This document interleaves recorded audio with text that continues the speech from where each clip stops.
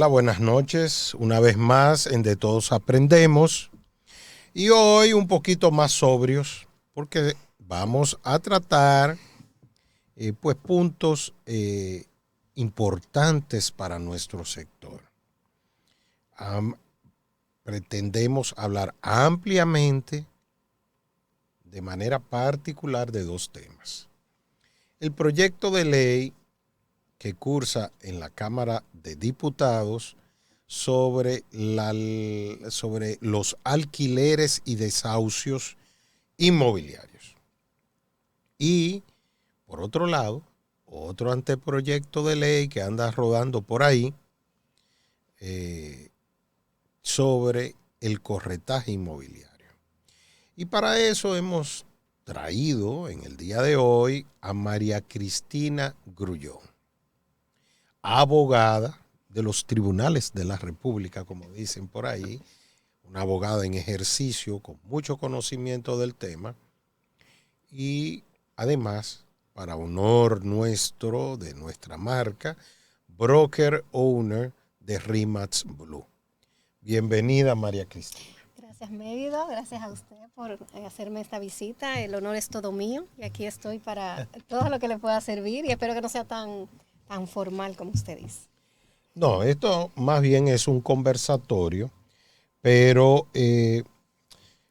dentro de ese conversatorio entre amigos, pues traer informaciones de primera mano sobre temas que para nosotros los inmobiliarios son de clave conocimiento. Vamos a empezar por algo que ya está, me parece que aprobado en una primera lectura, o tú me corriges, que es la ley de alquileres. De alquileres. Bueno, está todavía en conocimiento ante la Cámara de Diputados y hay vistas de discusión con el sector interesado. Yo creo que de hecho usted está siendo invitado a una de esas vistas de estudio y de discusión con las ternas. La marca. La marca. Y verdaderamente bien representado. Sí, pero todavía es un proyecto de ley que está en fase de discusión. Y yo creo que es un proyecto que de aprobarse, con algunas mejoras que yo sugeriría, muchos sectores han sugerido mejoras, pero tener una ley más moderna que garantice un poco más lo que es los alquileres y el proceso de desahucio por incumplimientos, no solamente por falta de pago, pues es de gran ayuda para el sector, no solamente el sector inmobiliario, sino también para los usuarios del mismo. Entendiéndose esto, no solamente el que alquila, sino el propietario de una vivienda, que la alquila con el fin de recibir un pago. Dijiste, María Cristina, sugerencias que tú harías y que han hecho otros. En principio, ¿cuáles son las que tú harías? Sí.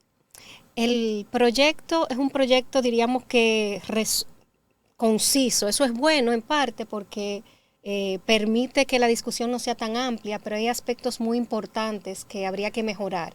Por ejemplo, uno de los aspectos fundamentales y más novedosos de ese proyecto es que va a permitir que si un inquilino deja de pagar o hay un incumplimiento en el contrato y el propietario desea terminar ese contrato y sacar a la persona, el inquilino, de su propiedad, que sea un proceso más corto. ¿Pero por qué? No porque no haya que iniciar un proceso, porque sí va a tener que iniciar un proceso ante el juzgado de paz, pero la sentencia, o sea, la primera sentencia que emite ese juzgado de paz, el proyecto de ley le da un carácter de ejecutoriedad provisional, no obstante cualquier recurso. Es decir, que aunque la parte que pierda, o sea, el propietario, el inquilino que no pague o por cualquier otra razón, aunque apele, ese propietario puede iniciar un proceso para que, en base a esa ejecutoriedad provisional, sacar a la persona sin esperar que el expediente vaya a apelación y luego de apelación a la Suprema y que pasen años para poder sacar de su propiedad a una persona que le ha incumplido su contrato. Pero ¿cuál es el problema? Que en la ley tampoco te establece cuál es ese proceso que tiene que seguir. Y entonces, aunque fuese de manera reglamentaria, es bueno que por un tema de legalidad, aspectos esenciales de ese proceso pues estén establecidos. Esto genera muchísima discusión y también genera temas de que, bueno, pues el derecho constitucional de propiedad, del que no le paga y quiere disfrutar de su vivienda, pero también el acceso a una vivienda, derecho a acceder a una vivienda, y son cosas que se conjugan. O sea que tiene sus ventajas. Es importante que lo miremos comparativamente. Está comparando el proceso de ejecución provisional al laboral, es decir, que el que quisiera suspender la sentencia de primer grado, la primera sentencia, y evitar ser desalojado, tiene que depositar el duplo de la condena que establezca la sentencia y aparte de eso ir ante un juez de los referimientos a solicitar la suspensión. Entonces ahí pone a los inquilinos morosos o a las personas que incumplieron el contrato y que están pidiendo que no se ejecute en una situación, depositar el duplo o pagar lo que debe. Entonces eso tiene su ventaja, pero para que pueda tener una ejecución real tiene que haber un mínimo de ese proceso ya establecido. ¿Quién establecería esos reglamentos? Eso es otro de los vacíos que establece y otras de las mejoras que yo propondría y que espero que, bueno, a través de la representación de la marca se pueda llevar al Senado. No es claro al decir quién lo va a llevar. Entonces, nos tendríamos que ir de manera supletoria al derecho común. Imagínese usted, ¿qué dice el derecho común? Que tenemos que irnos ante la Fiscalía. Y en la Fiscalía, en el Departamento de Ejecuciones, solicitar fuerza pública para desalojarlo. Y yo le puedo decir, por la experiencia, que aunque la sentencia es ejecutoria, si dejamos que eso quede en ese tema ordinario, pues van a seguir pasando trabajo las personas que quieran desalojar. Tengo el conocimiento que el Ministerio de la Vivienda, el MIBET, tiene alto interés en este proyecto y yo lo apoyo. O sea, si el que se lee la ley que crea el MIBET es quizás el ministerio mucho más afín a garantizar que esta futura ley, si llega a ser ley, así como otras que tengan que ver con lo que es regular el sector vivienda, pues sea el que coordine ese proceso de ejecución. Yo apoyaría esa moción. Pero tiene que haber, evidentemente, un reglamento que establezca las normas. En principio, las leyes son para todos los que vivimos en territorio dominicano. Pero en tu experiencia como abogada, real y efectivamente, en lo que llamamos los sectores populares, la parte alta de la ciudad, ¿el inquilino es amparado por la ley? Sí, ¿En los hechos? Mire, legalmente la ley tendría un ámbito de aplicación territorial en todo el país. A veces, en los sectores menos regulados, por así decirlo, menos organizados sería la palabra. O informales, es hasta más fácil resolver, paradójicamente. Pero usted ponerse aquí de que hacer un desalojo en Piantini, en una torre de Piantini, sin cumplir con un proceso, es mucho más complicado. Eso ha creado una mafia en este país, como usted, hay gente por que eso solo es que te hago se la dedica pregunta. a eso. Por eso es que te hago la pregunta. El legislador, en esencia, durante todas estas décadas, con la actual normativa, ha protegido a lo que llamamos las grandes mayorías, las grandes masas, el pueblo llano, o ha sido a una clase que conoce de todos estos vericuetos legales para su beneficio? Sí, en la práctica cuesta decirlo, pero es cierto. Los sectores más organizados, digamos clase media alta, son los que al tener un mayor conocimiento de la legislación se aprovechan muchas veces de ella en perjuicio del mismo propietario. Y de ahí que es mucho más difícil usted llegar a ejecutar, no más difícil, más largo y tortuoso, llegar a ejecutar un proceso de desalojo en un sector medio alto que en una zona barrial, donde hasta a veces la misma policía ayuda, ejecuta, y ya después de ahí lo que queda es hacer los procesos, pero el inquilino fuera. Otra de las novedades que establece el proyecto de ley. Entonces ha habido un autoengaño de parte del legislador. O sea, ha querido proteger supuestamente a las clases más necesitadas, menos pudientes, pero en realidad no ha sido en los hechos así, sino que lo que ha protegido es a quien puede usar la ley en su favor. Sí, pero para ponerle, como dicen, la tilde a la letra, es justo decir que la realidad es que no hay una diferencia ni en proceso ni en norma. Lo que hay es más violación al proceso en la clase más necesitada que en la que tiene el conocimiento y tiene el acceso económico para hacer valer sus derechos. Yo creo que esa es la respuesta más atinada. Una pregunta. ¿Se le puede alquilar a abogados, curas, periodistas, colegios? Esa es una excelente pregunta. ¿Iglesias? No hay un límite. Pero me río yo porque realmente mi sector original, que es el del legal, es uno de los más perjudicados en la práctica. Muchas personas se acercan a mí y me dicen, mira, yo no le alquilo abogado, porque los abogados conocedores del proceso, muchos han puesto en mala posición a todos los demás, porque le han hecho la vida imposible a muchos propietarios, o sea, locales comerciales, hay mucha gente que dice no alquilárselo. Y esa es una de las novedades del proyecto. No le pone la palabra abogado, pero sí tiene uno de los artículos que es antidiscriminación, diríamos. Prohíbe, por ejemplo, que en las publicaciones, en los contratos, se diga no le alquilo a niños con perritos, a familia con perro, a niños con hijos, a personas de este tipo, buscando que no haya una discriminación. Uh-huh. También establece cosas de, bueno, si usted hizo una oferta con este contenido, luego no lo puede modificar a nivel del contrato. Son cosas que hay que ponderar, porque dentro del proceso de la misma negociación pueden haber cambios. Pero sí el proyecto busca garantizar que no haya una discriminación en lo que es la oferta y la demanda del alquiler de bienes. Pero tú en la práctica, a la hora de manejarle el alquiler a un cliente tuyo, a un representado tuyo, que ha puesto la confianza en ti para que le administre sus alquileres, cuya compra de esos inmuebles ha sido una inversión producto de su trabajo, del sudor, de buscar la manera de asegurarse quizás un futuro o una vejez más digna.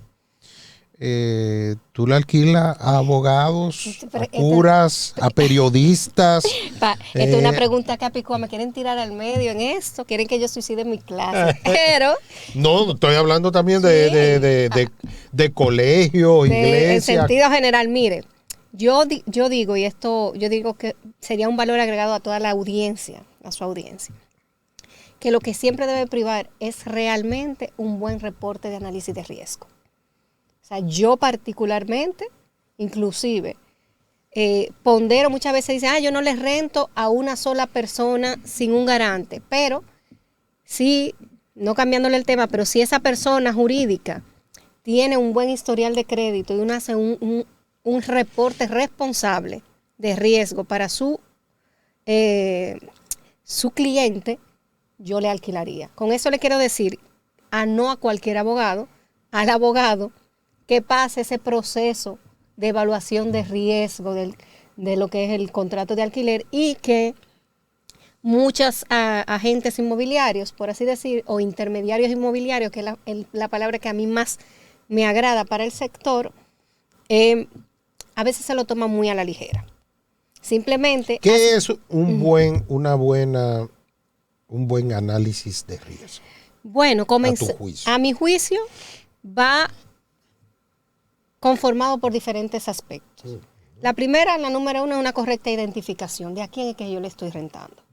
Y eso es tan simple como verificar la identidad y las búsquedas básicas Hasta con un Google usted verifica. Usted le hace una búsqueda y usted verifica si la persona tiene alguna situación de interés. Luego de una identificación, evidentemente aquí lo más importante es la sostenibilidad económica de la transacción, del acuerdo, que es el pago en tiempo del propietario de la renta. Y para eso hay que tener una evaluación de crédito. Esa evaluación de crédito tiene que hacerse con un reporte completo. Muchas veces usted sabe que TransUnion y todas las otras data crédito y demás tienen diferentes tipos de formatos. Uno más completo que otro, uno más económico que otro. Entonces, si buscamos el resumido o el que es más económico, muchas veces no nos da toda la información. Y le digo una cosa, muchas veces los agentes inmobiliarios o algunos agentes inmobiliarios, porque es injusto generalizar, bastan con tirar el reporte y ven que no hay una tarjeta, pero se han puesto a determinar su ingreso que dice en su carta de trabajo o en la relación de trabajo con los productos financieros que tienen. Hicieron qué tan apalancado financieramente está ese cliente, qué tan probable pueda pagarle esa. Pero abajo, en el reporte completo, también te dice algunas situaciones judiciales que hayan sido registradas. Entonces yo creo que si se hace una evaluación de crédito mínima que no lleva, o sea, no es algo que lleva más de 15 minutos, si se tiene el conocimiento, pues entonces no habría que discriminar entre abogados, entre iglesias y demás, porque sí lo que debe primar es un nivel de responsabilidad financiero para garantizar el cumplimiento del contrato. Hablando de la ley de alquileres, hay una que incide bastante en el corretaje inmobiliario de un tiempo hacia acá, que es la ley 155-17 sobre lavado de activos y terrorismo. Nosotros los agentes inmobiliarios somos, y las agencias inmobiliarias son sujetos obligados. Sin embargo, tengo entendido que los alquileres solamente se aplica para la venta inmobiliaria, no para los alquileres. Dame tu opinión al respecto. ¿No se presta el alquiler a veces para...? El alquiler ordinario yo entiendo que no. Ahora, ¿qué es el alquiler ordinario? O sea, un contrato de alquiler a 1X años. Lo clásico que usted ha visto. Lo que pasa es que hay muy raras ocasiones en las que se disfraza un contrato de venta por uno de alquiler. Ahí se debería aplicar. Le pongo un ejemplo. Si usted dice, mire, yo le estoy rentando esta propiedad por 20 años. Y si usted la va a vender, esa propiedad, yo soy el primero, ya yo estoy casi equiparando un derecho o un futuro derecho al adquirir esa propiedad, y voy a tener el uso y disfrute de esa propiedad por X cantidad de años.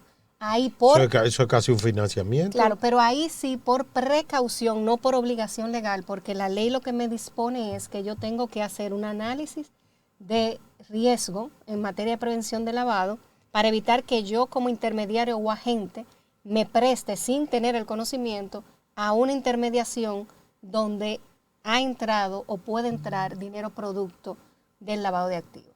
Entonces, si hacemos un análisis literal, pues diríamos que no. Que como no es una venta y no hay una transferencia de propiedad, no necesito hacer una debida diligencia. Pero el nivel de riesgo que una agencia o un agente quiere asumir es muy particular. Si fuese yo, ante ciertos contratos de alquiler por montos muy elevados, más de X cantidad de años, yo fuera cauta y tuviese mi debida diligencia. Porque la debida diligencia lo único que hace es proteger. Pero si quiere la respuesta literal legal, no, la ley lo obliga cuando va a haber un proceso de transferencia, venta o adquisición de propiedades, bienes inmuebles, sin diferenciar si represento al comprador o si represento al vendedor, en ambos casos. ¿Te animarías, María Cristina, a esa ley 155-17 que bien conoces, a decirnos tu opinión, qué debe mejorarse, qué hay que cambiar, qué hay que ajustar, luego de 6 años casi de haber sido aprobada esa ley Y el reglamento ya tiene dos, Y tres las años. normas complementarias también. Sí. Sí, mire, yo creo que, antes de entrar, yo creo que el sector inmobiliario está en su momento de oro. ¿Por qué? Imagínese usted que logremos que el sector tenga una norma, o sea, que se logre que el país tenga una norma que regule todo lo que es el sector inmobiliario y quién puede dedicarse a eso y bajo qué condiciones pueda dedicarse. A eso usted le suma la posibilidad de que vamos a tener una nueva ley que regule los alquileres y los desahucios por incumplimiento de esos contratos. Entonces, eso implica que estamos profesionalizando el sector. Y la única manera de llevar profesión y seriedad es aplicando las normas. La ley 155, respondiendo a su pregunta, 117, si bien como toda norma, cada quien se puede mejorar. Doña María Cristina, si me sigue diciendo usted. Puede mejorar. La realidad es que el sector inmobiliario, la aplicación de esa norma es casi mínima y es una pena. Y yo creo que el sector inmobiliario, a gran parte del sector inmobiliario le va a pasar como dicen, ay, viene el lobo, viene el lobo, viene el lobo. Ahí vienen las sanciones, vienen las sanciones, vienen las sanciones. Van a poner sanciones, van a fiscalizar, no están cumpliendo. Y se quedan en que todo el mundo lo hace, en que no quiero dejar que se caiga una transacción por eso. Y la realidad es que la aplicación de la norma no es complicada si se tiene el conocimiento y no se debe caer ninguna transacción a menos que la transacción no se deba hacer. Porque las transacciones que deben caer por la aplicación de la norma es la que usted como agente inmobiliario no debería cerrar. Entonces, en cuanto a lo que es la aplicación de... ¿Cuál no debería cerrar? Las que sean evidentemente de un alto riesgo o que usted haya detectado inmediatamente que sí la persona no tiene una claridad del origen de fondo o del beneficiario final de la transacción. Si usted está claro dentro de ese proceso de debida diligencia. Y para, como muchos agentes inmobiliarios son en su mayoría los que ven y siguen este conversatorio, real y efectivamente nosotros como agentes tenemos los medios de poder conocer la procedencia de los recursos que estén dentro de una transacción inmobiliaria. Mire, más que eso, los agentes son los llamados a conocer, no a ese nivel de profundidad, pero sí a detectar niveles de riesgo que le permitan asumir o no el cierre de una transacción o intermediar en el cierre, porque ellos no cierran ni son partes, ellos intermedian. Pero usted sabe cómo son en buen término jurídico. Los agentes inmobiliarios son la primera línea de defensa. No lo que tienen el contacto real con el que compró, el que está vendiendo. No es la agencia, no es como yo que puedo decir, bueno, que tengo la propiedad de una agencia, pero no tengo un contacto ni con el que me está dando. Tú no necesariamente sabes quién compró y quién es el propietario. Señor, y sobre todo en los proyectos. ¿Quién es que dice que puede comprar un inmueble de $2 millones e invertir más de esa cantidad en ese desarrollo? Y usted, como agente inmobiliario no se preocupa ni siquiera por hacer una debida diligencia legal y de factibilidad financiera de ese proyecto. Para mí no debería ser. Y le digo algo, yo creo que puede convivir, estoy segura que puede convivir los buenos negocios, las buenas transacciones, las buenas comisiones, todo eso puede convivir con un cumplimiento de la norma. Lo que falta es quizá conocimiento práctico del proceso, pero claro que sí, que es posible. Claro que sí. Ok. Tú estás trayendo a colación el tema de los promotores, los desarrollos inmobiliarios.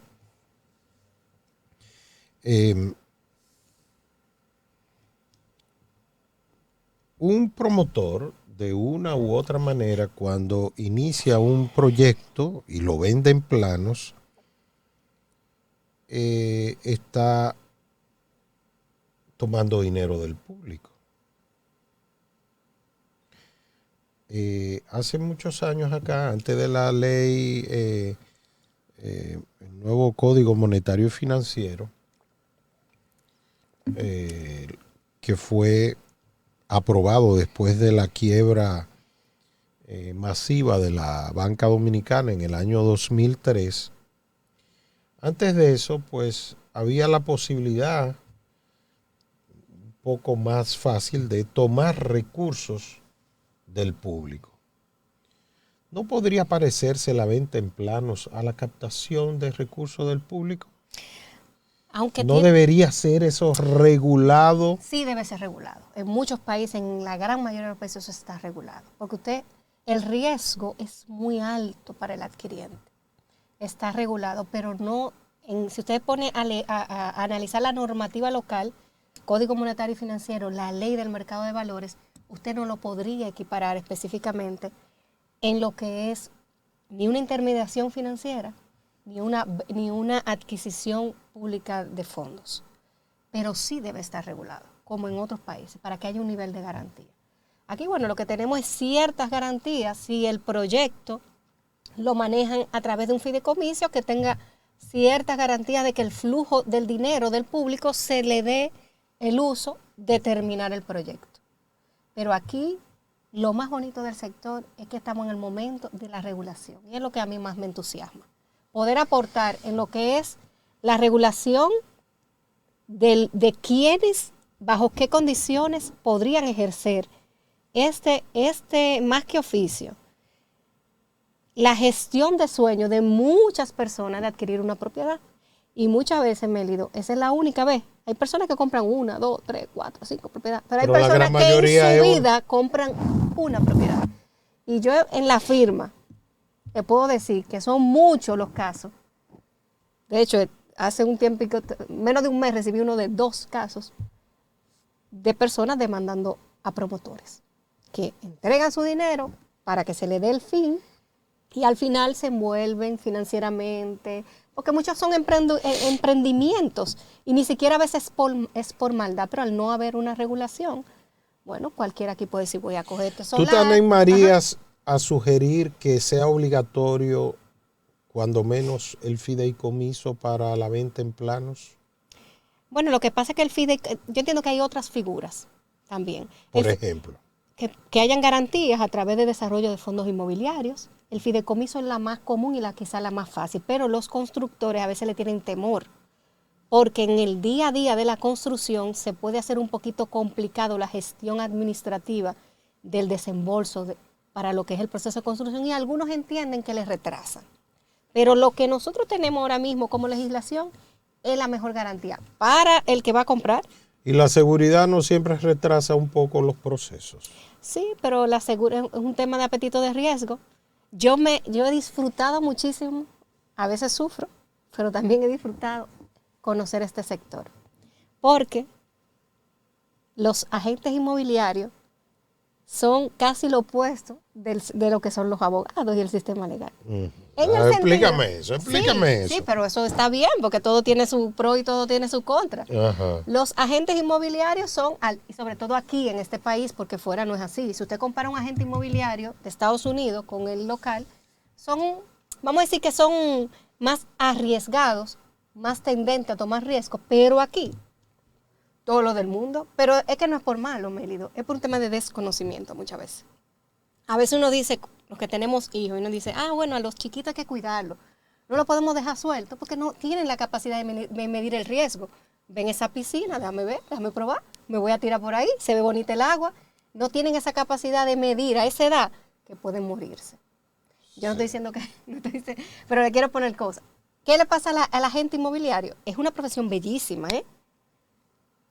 pero al no tener, el país no tener una obligación de regularlo, de decir, usted para salir a intermediar, a decir, mira, compre esta propiedad, usted tiene que tener este mínimo de capacidad, de formación, para que esa persona no solo confíe en usted, sino que sus recursos lo invierta de una manera mínimamente segura. Entonces, al no tener ese nivel de conocimiento, los agentes inmobiliarios, ¿qué es lo que se van a enfocar? Básicamente, solamente en crecer en tener mejor ingresos, en mejorar sus sistemas de comisiones y se preocupan un poquito menos que los abogados. Hay muchos agentes inmobiliarios que dicen que no quieren un abogado en una mesa, mira, Mélida. Para nada, a menos que sean abogados de negocio. Porque dicen que los abogados le tumban todos los negocios. Todos se lo tumban, la gran mayoría. Pero si usted pone a ver, Mélido, hay muchos negocios que yo creo que se dan por el alto nivel de apetito de riesgo que tiene tanto el comprador como el agente inmobiliario, pero ninguno de los dos tienen el nivel de conocimiento para saber todo lo que podría pasar. Y a veces muy alto. Le voy a poner un ejemplo. Le pongo un ejemplo. Que usted dice, imagínese usted que se me acerque a mí una persona que quiera desarrollar un proyecto. Y me dice, mira, en esos 500 metros yo quiero levantar un edificio. Ah, ok, déjame ver. ¿Y quién es el dueño? No, mira, el título todavía no está a nombre mío.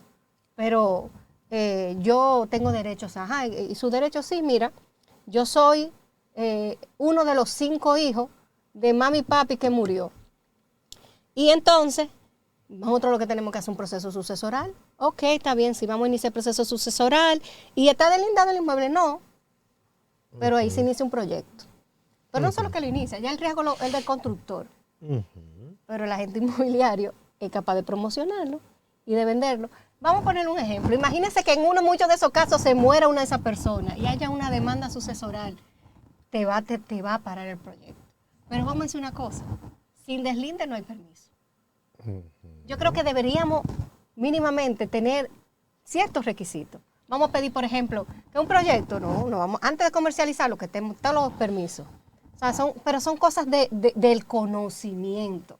Entonces yo creo que aquí hay una oportunidad preciosa de formar al sector inmobiliario. Entonces tú en esencia, capto que ser promotor es tan fácil o casi tan fácil como ser agente inmobiliario. Así mismo. Es decir, soy promotor con solo decirlo. Con tener la única diferencia entre el que se engancha a promotor y el que se engancha a agente es quizás un apetito de riesgo o no, me quiero ganar tanto, por decirlo así, que siempre las expectativas de las ganancias en un proyecto son muchísimo mayores que las comisiones que pueda generar ese mismo proyecto. Es correcto. Y a veces entonces, ¿no se debería regular también el tú convertirte en promotor? Bueno, lo que pasa es que el convertirte per se en promotor es vamos a decir que un arquitecto, un ingeniero pueden hacer un proyecto. Bien. Ahora, lo que tiene que tener mínimo de regulación es bajo qué condiciones usted puede salir al público a vender ese proyecto en planos. Eso sí es lo que tiene que estar regulado. Okay. Porque fíjese que la gran mayoría de esos promotores tienen quizá el dinero del solar, algunos, porque algunos compran el solar financiado y se piensan financiar hasta qué porcentaje con el dinero de los apartamentos que están vendiendo.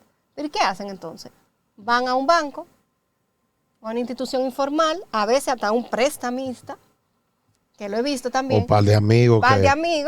Levantan capital. Vamos a meternos en esto. Y comienzan con su financiamiento.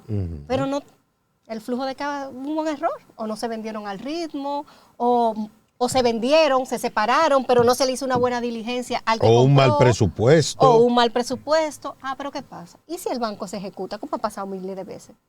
¿Y si el banco se ejecuta? ¿En dónde? O sea, ¿qué garantía tienen? No hay un proceso de garantía para eso. O sea, el que compró en planos y ese proyecto fracasó financieramente y el banco ejecutó, queda del banco que quiera reconocerlo. Sí. Que ya, el propietario es ese. Entonces usted me diría, ¿no vale la pena regularlo? ¿Vale la pena regular ese proceso? Claro que sí.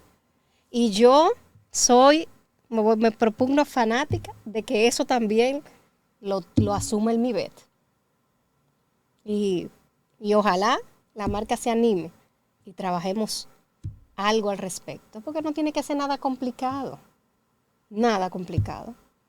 para que se dé también, porque aquí se conjugan muchos derechos, como dicen, se conjuga el derecho del que quiere trabajar, del que el ingeniero que también se fajó y hizo su carrera y quiere generar recursos, igual que el arquitecto, y el agente inmobiliario que también se quiere, pero todo eso puede conjugar en un Estado de Derecho. Todo eso se puede conjugar. Yo entiendo que no hay que dejar de hacer negocios, lo que hay que hacer es hacer buenos negocios. Bajarle quizá un chin al acelerador, no mucho para que no se caigan, y ver el nivel de riesgo que uno está dispuesto a asumir y el nivel de riesgo que uno está dispuesto a trasladarle a ese a veces pobre infeliz, que es la única vez que va a comprar una propiedad. Y que si perdió ese dinero, jamás ni más nunca la va a volver a adquirir. Yo creo que, por eso que le digo que la profesión es bellísima, porque ayuda, el sector construcción dinamiza la economía dominicana. Has dicho varias veces que te gusta, que te ha dado desvelos esta profesión, este mundo, pero muchas satisfacciones también y no te desanimas. A una abogada bien establecida y empresaria además, ¿qué le animó? ¿Qué le trajo al sector inmobiliario y que provocó, la empujó un día a acercarse a una marca y decir, mira, yo quiero abrir una franquicia de ustedes? ¿Qué te trajo? Bueno, lo primero es, financieramente, si usted ve números, vale la pena el sector inmobiliario en todos los sentidos. A nivel de lo que produce, Producto Interno Bruto, del país, el sector construcción siempre ha sido firme. A eso usted le suma el repunte turístico que tiene el país y que ha sido también de manera sostenida. O sea, hay negocio en el sector inmobiliario y aparte de abogado, me gusta el crecimiento empresarial.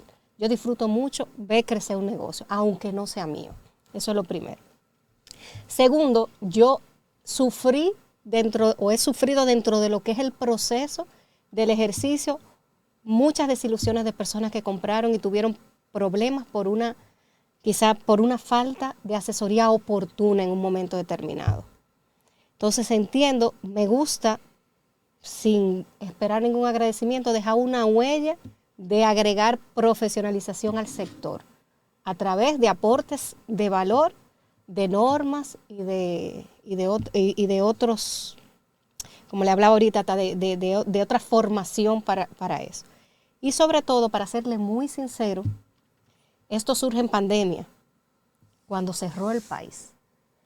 Que muchas empresas, amigas, relacionadas, personas que habían emprendido, se llaman, señores, alguien tiene un problema aquí, se queda sin empleo hoy y mañana es agente inmobiliario. Sí.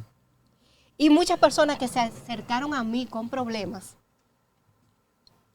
Y yo decía, bueno, uno no tiene capacidad de ayudar a todo el mundo. Pero en ese momento llegó una persona que le agradezco, independientemente que hoy no está, dentro de mi equipo, que se llama Sally Canto, que tiene muchísimo tiempo aquí, y me habló de la marca. Y me habló de las bondades y de lo bonito que era la marca y de lo que se podía llegar. Y yo dije, pero mira, esta es una maravillosa forma de ayudar. Porque, si usted me pregunta a mí, no me veo en el día a día, quizás, como le dije ahorita, estar en la primera línea de defensa de lo que es el ejercicio ya per se de la venta. Doblando calle y enderezando esquina, mostrando propiedad. A nivel de negocio, sí, a nivel de decir, mira, aquí nosotros podemos crear un fondo inmobiliario, podemos hacer una estructura inmobiliaria, pero sí creo que RE/MAX es tan buena como marca, que no es verdad que no va a dar para, que no es negocio. Para que sea negocio usted tiene que salir a vender. No hay muchas formas de hacer negocio dentro de la marca.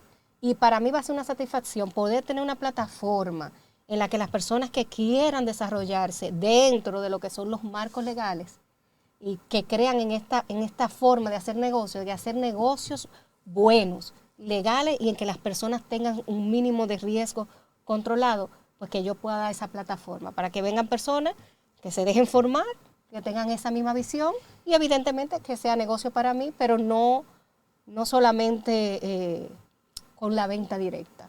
O sea, yo entiendo que es una RE/MAX como marca, y el sector inmobiliario permite ayudar a muchas personas que no tienen empleo, que no tienen otra forma quizás de hacer recursos. Y sobre todo, yo que fui empleada por poco tiempo, si tuviese una profesión que no me dejara un sueldo mínimo que me ayude a vivir normal, preferiría ser agente inmobiliario por mucho, porque te permite usar tu tiempo, tener una calidad de vida mejor, claro, con mucha disciplina, que la gente se pierde, dice, bueno. Entonces entiendo que es una plataforma excelente para ayudar y no me arrepiento de haberlo hecho. Bien.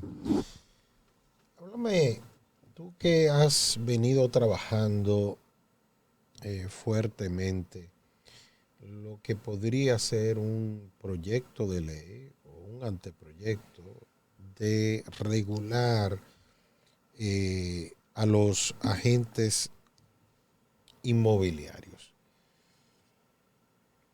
De una u otra forma ya lo has tocado, pero podrías ampliar qué tú consideras de manera específica que puede aportarle a nuestro mercado, a nuestro país, que los agentes inmobiliarios estemos debidamente regulados, colegiados, autorizados, licenciados por el gobierno, por la entidad gubernamental que corresponda. ¿Qué valor podría tener en el desarrollo económico de nuestro país? Sí. Mire, yo creo que República Dominicana es uno de los pocos países que no cuenta con una ley que regule la intermediación inmobiliaria o el ejercicio, para decirlo con otro término, del agente inmobiliario. Eso para mí estamos, para decirlo en buen dominicano, atrás de lo más atrás en cuanto a lo que es la legalización, la formalización del ejercicio de lo que debería ser más que un oficio, una profesión técnica, no necesariamente una licenciatura. Entonces, ¿por qué? Porque usted, como le decía ahorita, tiene la posibilidad de que una persona invierta alta suma de dinero en un bien inmueble. Entonces, mínimamente tendría que tener cierta formación. Entonces, ¿qué es lo que deberíamos tener? Una ley que nos permita, que nos diga quién puede y bajo qué proceso usted puede adquirir una licencia, como hay en la gran mayoría de los países, para ejercer esta profesión. Que esa ley también te establezca quién es que te va a regular, ante qué institución usted debe ir a hacer ese trámite y bajo qué proceso. Porque si usted me pregunta, si yo le pregunto a usted, siempre olvido ese dato, ¿cuántos agentes inmobiliarios usted cree que hay en el país? ¿Qué usted me diría? Hay varios miles. Unos se dedican a tiempo completo y otros de manera parcial, pero miles. Sobre 5,000 agentes. Entonces, yo como lo veo, para que el Estado... Y me quedo corto. Sí, se puede quedar muy corto. Más los abogados. Sí. Entonces, ¿qué es lo que necesita? Bueno, que el Estado, ¿y por qué tiene que ser el Estado parte? Porque aquí se conjugan muchos derechos fundamentales algunos. El derecho, por ejemplo, del consumidor. El derecho constitucional de propiedad, entre otros temas. Entonces el Estado tiene que regular eso y regularlo para llevar como ese nivel de equilibrio, ese nivel de que vamos a hacer negocio, vamos a aportar, como usted dice, al crecimiento de la economía. Mientras más preparación, señores, la única manera de que un país pueda salir de la pobreza de una manera sostenida es con invertir en la educación y también la persona. No importa de qué extracto social usted venga, si usted se educa y se prepara, tiene mucho más posibilidad de echar hacia adelante. Entonces, si nosotros decimos, bueno, como yo lo veo, que haya una ley que establezca que todos los agentes inmobiliarios, o las personas que quieran ejercer esta profesión técnica, tengan que ubicar o tratar de conseguir una licencia expedida y que se afilie a una agencia. Y que sea la agencia o las agencias que también van a tener requisitos mayores, las que se afilien o las que regulen y se comuniquen con el órgano regulador estatal, porque el Estado no va a tener la capacidad de verificar y supervisar a 5,000 agentes, o le va a hacer más cuesta arriba. Entonces, imagínense que tendrían una agencia A, en esa agencia van a estar, ¿cuánto hay en RIMAX? 500 agentes, por poner más o menos. la agencia RIMAX X o X tiene afiliado a 500 agentes, pero esa agencia tiene que tener la obligación de que se renueve esa licencia porque tiene que mantenerse actualizado. Y esa agencia, también el Estado, le va a ayudar al Estado a que esa agencia va a ayudar o a colaborar a que las obligaciones, entre otras, de prevención de lavado, es más fácil que sea la agencia que controle y reporte, a que el Estado vaya detrás de uno por uno de todos esos agentes. Bueno, no es lo mismo si uno supone que cada agencia tiene un promedio de, vamos a decir, 20 agentes. Si hay 10,000 entre 20, estaríamos hablando de 50 agencias o más. 100 agencias a nivel nacional. No es lo mismo una relación 1 a 100 que 1 a 10,000. Es correcto. Que yo vi también como lo que podría ser excepciones a menos regulación a aquellos agentes inmobiliarios que se dediquen exclusivamente a alquileres.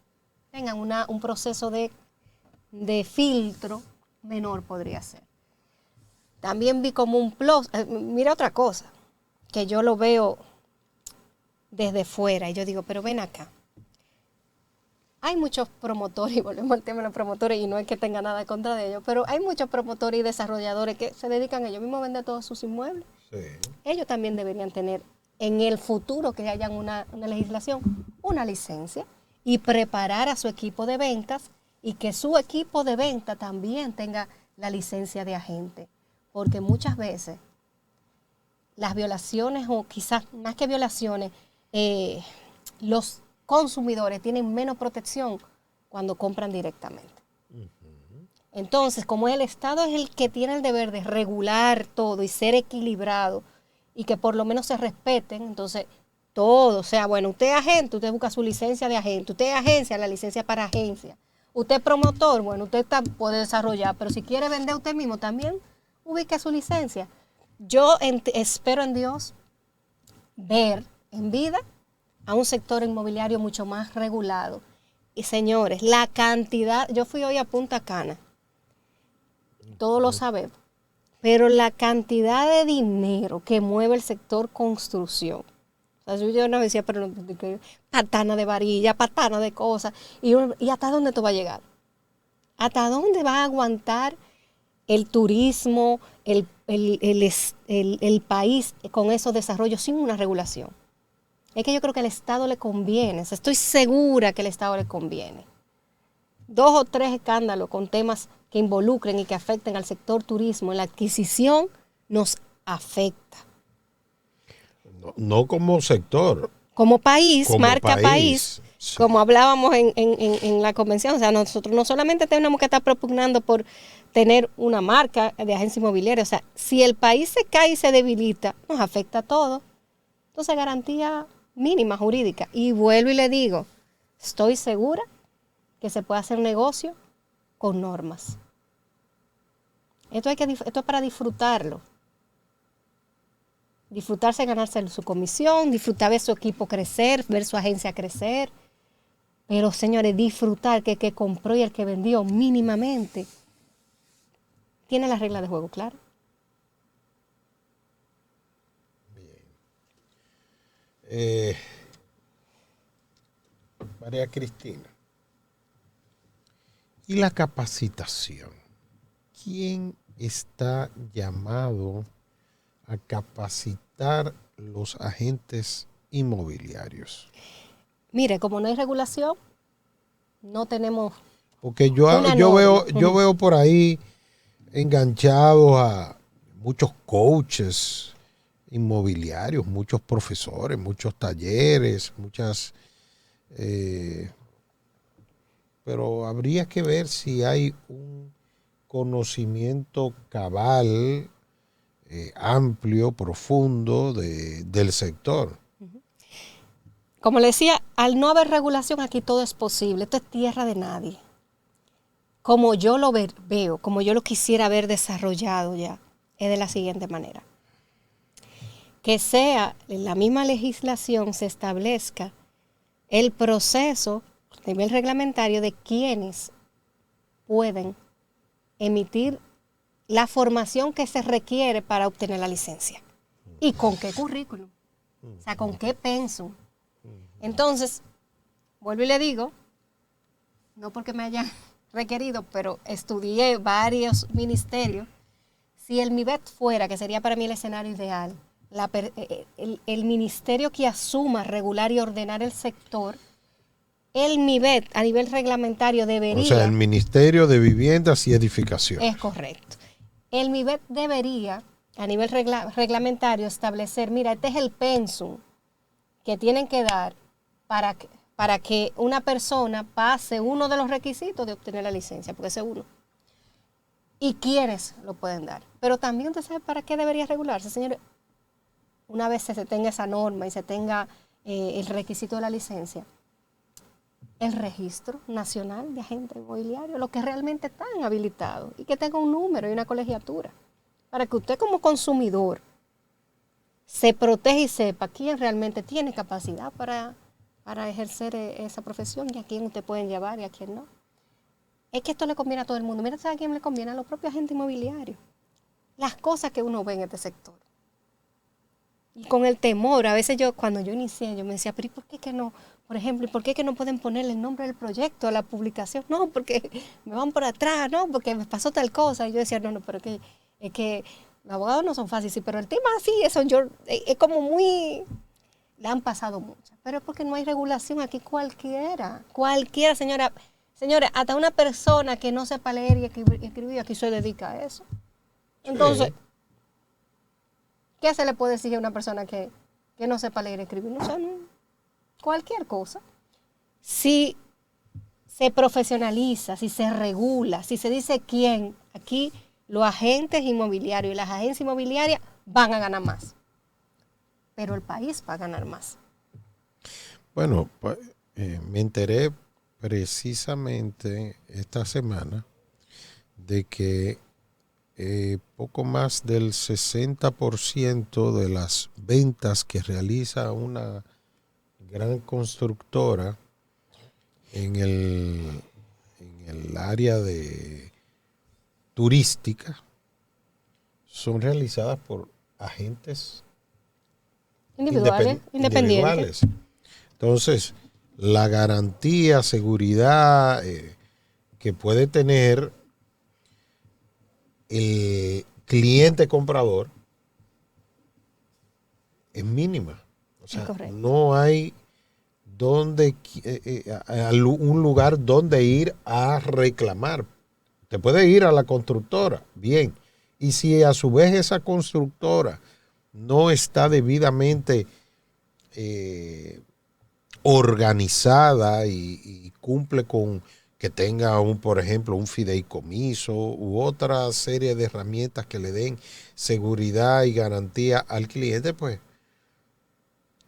el cliente está en el aire. Desnudo. Bien. En esta experiencia, en tu intercambio con los agentes, en particular de tu agencia RE/MAX Blue, ¿cuáles han sido vamos a decir, el choque de tu estructura mental como abogada organizada,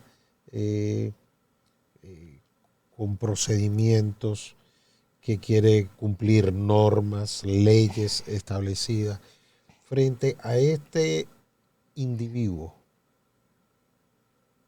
agente inmobiliario, que podríamos decir que es un alma libre, que busca otras cosas, su pan nuestro de cada día, a muchas veces a como dé lugar. ¿Cómo ha sido ese proceso para ti, María Cristina? Ay, qué pregunta, pero me encanta hablar de ese tema. Mire, eso es, yo lo voy a comparar geométricamente primero y voy a decir que eso es como ve un cuadrado con una de esas formas modernas así. Es comparar, o sea, comparar el ejercicio legal, o por lo menos mi ejercicio legal estructural, con lo que es el ejercicio de la profesión inmobiliaria, cómo se ejerce la profesión inmobiliaria, fue traumático. Pero yo estoy segura de que fue traumático por todo lo que hemos venido hablando. Porque no estamos en un sector inmobiliario regulado. Al momento de que haya un mínimo de regulación, va a ser todo más llevadero. Pero la experiencia ha sido muy enriquecedora. Traumática, porque yo tenía que entender que hasta pensamos diferente. Pero enriquecedora porque he aprendido muchísimo de lo que son los agentes inmobiliarios, del ímpetu que tienen los agentes inmobiliarios, de cómo piensan menos y hacen más, evalúan menos riesgos. Entonces tiene que haber ese nivel de equilibrio, yo diría. Pero el proceso, sobre todo, y las ventajas que para mí tiene el sector inmobiliario, que podría decir, sin temor a equivocarme, que es quizá uno de los aspectos que uno como abogado trabaja menos, o por lo menos yo he sido más de enfocarme en mis aspectos, y es la sociabilización. Es hermoso ver cómo los agentes inmobiliarios se relacionan. Hablan uno, se ponen guapos hoy, mañana por un negocio vuelven y se hablan. Son como que más, o sea, los negocios borran cualquier situación. Pero sí ha sido muy enriquecedor. Y entiendo que un mix de todo eso lo haría mucho más interesante. Y es la apuesta el negocio, y siendo más específico, ¿el dinero une y desune? ¿Tiene esa dualidad? Lo que pasa es que la gente, no vamos a decir lo contrario, Mélida, los agentes inmobiliarios podemos decir que se parecen mucho a los vendedores. Es así, son vendedores. Son vendedores. Yo le llamo intermediario inmobiliario porque hasta suena más elegante y lo entiendo más afín, pero son vendedores. Y los vendedores van a su meta, van a su comisión, van a esto. Hay veces que están tan enfocados en ese puntico de su meta, de ganarse esa comisión, que a veces pasan por el lado y le dan una raspadita a un compañero, pero nada.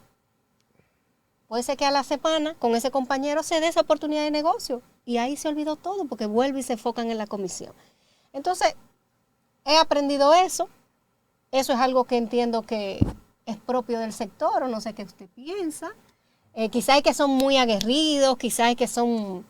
pero lo he visto así, he visto que sí, que primero, de lo más bonito que veo es que son súper amigables. Se relacionan muchísimo, comparten mucho más que el sector legal. Podemos decir que son hasta más felices, porque los abogados vivimos con un nivel de estrés que usted no se imagina. Mi esposo me dice, ay, Dios mío, pero y las hijas mías cuando le pregunto que si van a estudiar Derecho, me dicen que nunca, que ese nivel de estrés, porque uno vive del problema del otro y del estrés y de los plazos del otro, aunque todo lleva su nivel de estrés. Cuando a un agente inmobiliario ha aprendido, se le cae un proceso de cierre, hay un tema emocional ahí que hay que manejar. Toda profesión lleva su nivel de estrés. Una es más estructurada, la legal, la otra es más de ejecución. Pero creo que el choque más fuerte ha sido por la falta de regulación, porque yo le aseguro que con un mínimo de regulación hubiese sido más llevadero. Pero ha sido enriquecedora y no me arrepiento al día de hoy de haber tomado esa decisión. Bueno, pues, señores, creo que hemos tenido una noche encantadora, un nuevo punto de vista.